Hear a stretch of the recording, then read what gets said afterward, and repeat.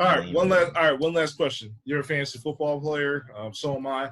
What player do you believe that who's your sleeper pick for NFL fantasy this year? Running back.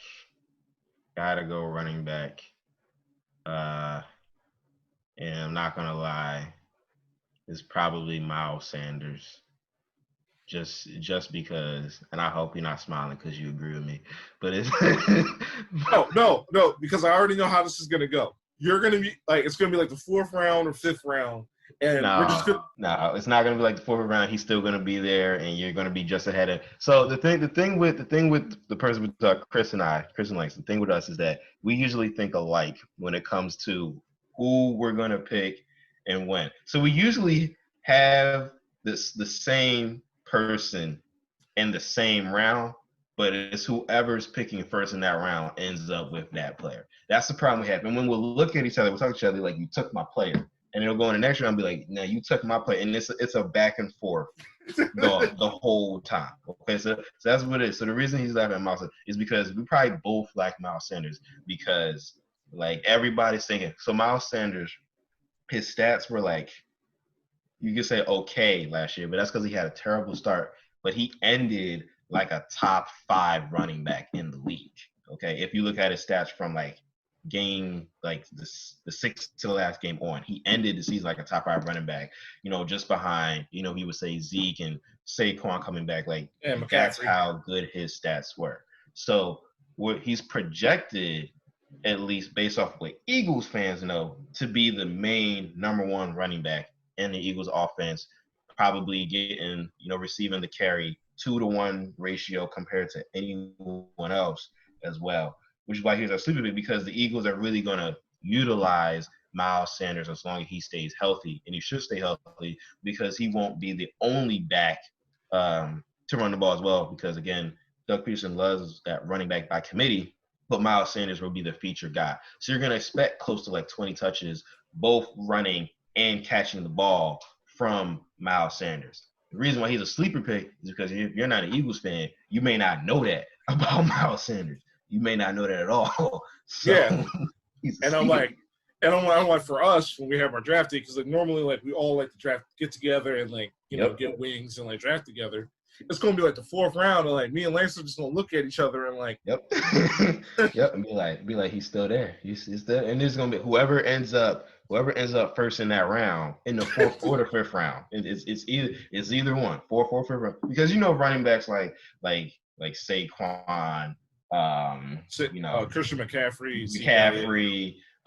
Zeke, and they're going to like the 1st round and everything. So if you don't get a running back in the 1st round, you're looking for that steal of a running back in the next couple rounds, and Miles Sanders will be a steal of a running back to start and be maybe not running back 1, but definitely a running back 2 option.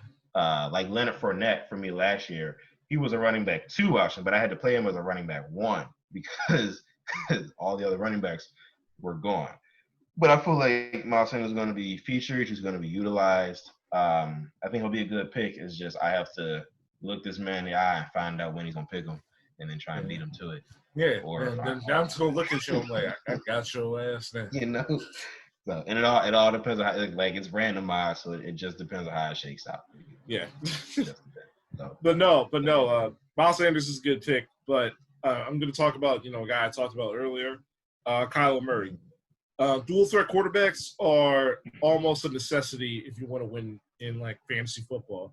And I feel like Kyler Murray, with the weapons that he has now and his ability, to, run out of the pocket and make big and spectacular plays, I feel like, for like when you miss out on those guys like that, Lamar Jackson, who's now going to have like 1st round potential now, because I feel like my thing is that like you never want to draft a quarterback 1st round unless you know it's a sure thing.